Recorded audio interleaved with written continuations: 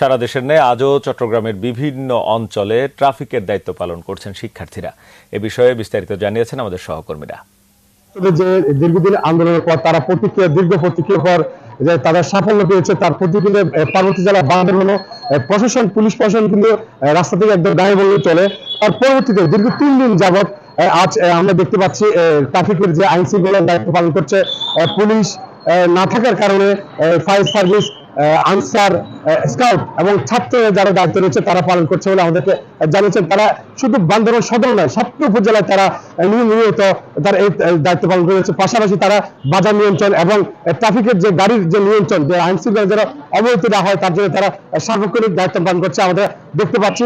আরেকটা কথা আপনাদেরকে জানিয়ে রাখি, পার্বতী জেলা বান্দরবানে কিন্তু দীর্ঘদিন যাবৎ পর্যটক না আসা কিন্তু একদম একটা অনিশ্চয় সৃষ্টি হয়েছে। একটাই দাবি পার্বত্য অঞ্চলে মানুষদের দ্রুত যেন পার্বত্য অঞ্চলে টুরিস্টদের জন্য খুলে দেওয়া হয়। আরেকটা কথা আপনাদেরকে জানিয়ে রাখি যে পার্বত্য জেলা বান্দরবানে যে আইন শৃঙ্খলার দায়িত্ব পালন করছে স্টুডেন্টরা, পাশাপাশি আনসার, ফায়ার সার্ভিস, স্কাউট সবাই মিলে একত্রিত হয়ে তারা এই আইন শৃঙ্খলার দায়িত্ব পালন করছে বলে আমাদেরকে জানিয়েছিলেন।